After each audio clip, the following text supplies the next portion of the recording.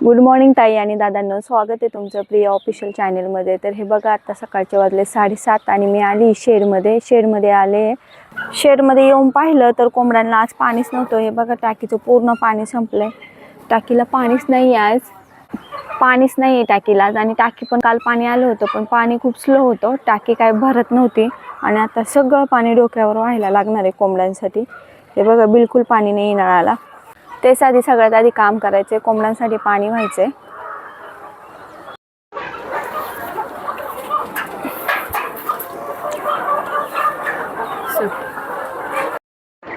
काल संध्याकाळी 4 वाजता गवत कटिंग करून ठेवलं होतं। हे बघा इथे टप्पामध्ये गवत कटिंग करून ठेवलं होतं काल, ते आता आपल्याला तोडून घ्यायचे आणि मग कोंबड्यांना टाकायचे।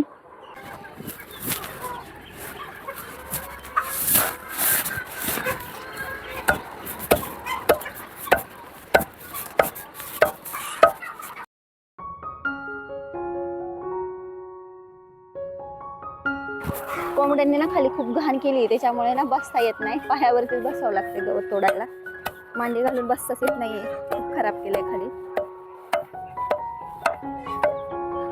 हे बघा असं छोटे छोटे तुकडे करायला लागतात आणि मग त्यांच्या समोर टाकावं लागतात, जेणेकरून ह्या काड्या वगैरे ना सगळ्या व्यवस्थित खातात त्या।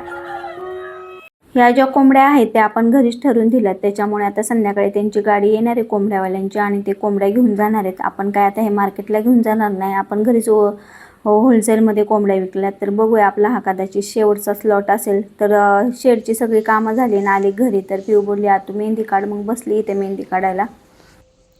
बस ह्या आता काढायची, ह्या आता उद्या काढूया।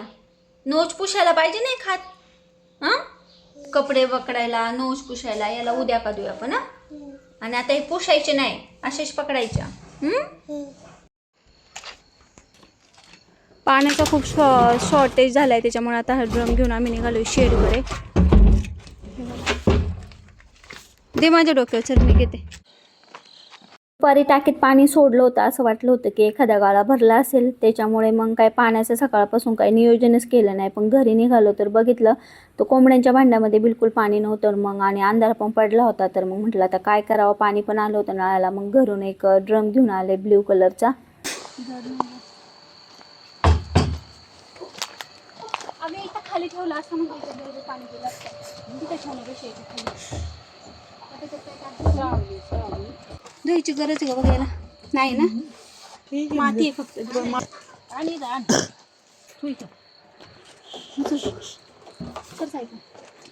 चालू लाईट पिसळून टाक लागलं तर पाणी दे ना, पाणी सोड ना, घे ना नळी तिथे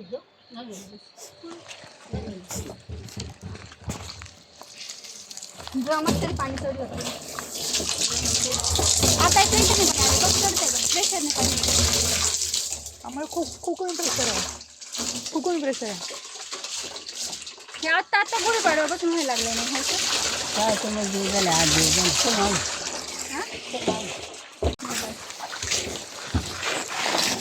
थांब ना, मी ह्याच्यातून पाणी सोडते, आतूनच धुणं फक्त, बाहेरून कसं माती आहे फक्त, दुसरं काही नाही त्याच्यामध्ये। माती दिसते ना सगळे,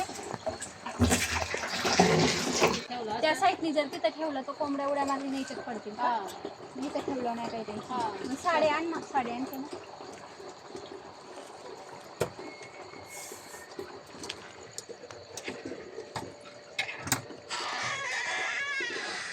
पाणी त्याच्यामुळे पाणीवरती टाकीत चढाणं झालं। आणि कधीपासून की 2-3 दिवस झाले आपण इथून पाणी वाहतोय? 5-6 दिवस झाले, एकदम असं झुळझुळ पाणी चालू आहे। त्याच्यामुळे ते उंच टाकी असल्यामुळे ते पाणी चढाणं झालं। तर कोंबड्या पण थोड्यांना 400-450 कोंबड्या जो कॉक कसं आहे खाली असा तो पडेल देवराम कॉकालो खाली होईल का त्याच्यामध्ये चढेल का पाणी? नळी टाकून मग चढणार पाणी। मग चालेल ना, आपण तसं करून घेऊया, त्यांना बोलूया उद्या प्लंबरला आणि ते खालच्या साईडने बसून घेऊया है ना, म्हणजे पाणी चढेल। कारण वरतून एवढ्या प्रेशरने पाणी चढायचं म्हटलं प्रॉब्लेम होते मला वाटतं।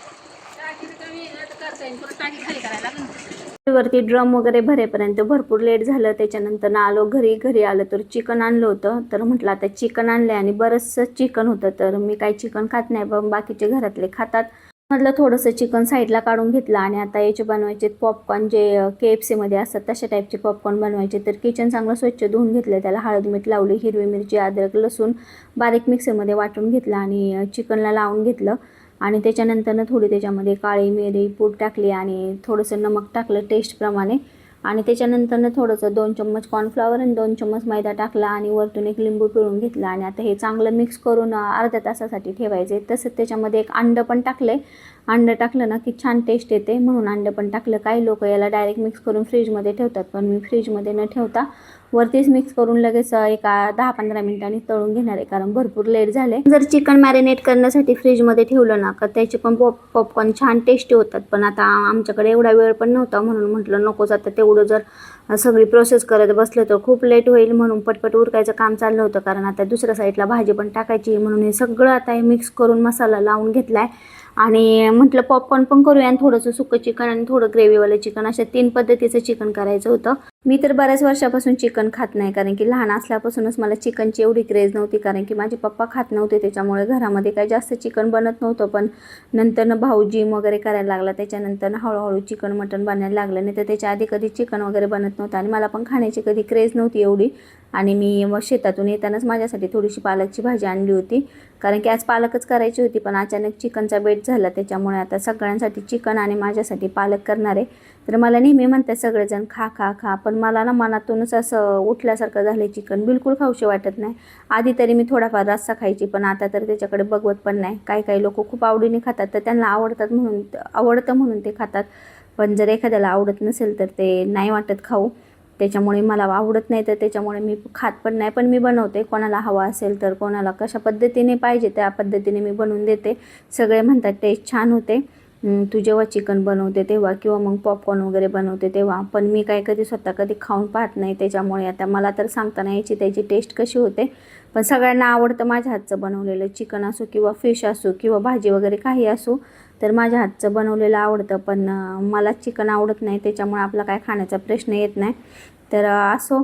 तर आता इकडे चालली आहे माझी ग्रेव्ही टाकण्याची तयारी. भाऊजाईने ग्रेव्हीचा सगळा मसाला तयार करून दिला आहे ना, आता मी इथे चिकनला फोडणी देते. तिने सगळा मसाला वगैरे काढला, वाटण वगैरे घेतला व्यवस्थित. आणि आता हा मी पूर्ण तेलामध्ये परतून वगैरे घेते आणि मग त्याच्यानंतरनं जे आपण कुकरला चिकन लावलं होतं ते आता त्याच्यानंतर याच्यात टाकून देते. तसं आता 3 प्रकारचं करायचं आहे म्हटलं, टाईम तर लागणारच आहे. तर चला आता हे पूर्ण काही रेसिपी तुम्हाला दाखवत नाही, कारण की खूप लेट होईल आणि आत्ताच 9 वाजून गेलेत आणि जेवायला पण खूप लेट होईल. त्याच्यामुळे आता काय पूर्ण रेसिपी शूट नाही करत बसणार आहे.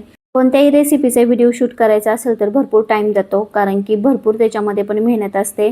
तर आत्ताच बराच वेळ झाला आहे आणि जर व्हिडिओ शूट करत बसले तर नक्की 12 वाजतील जेवायला. त्याच्यामुळे असो नेक्स्ट टाईम शेअर करेल मी तुमच्याशी रेसिपी. तर चला, आजचा व्हिडिओ आवडला असेल तर व्हिडिओला लाईक करा, शेअर करा. Bye bye.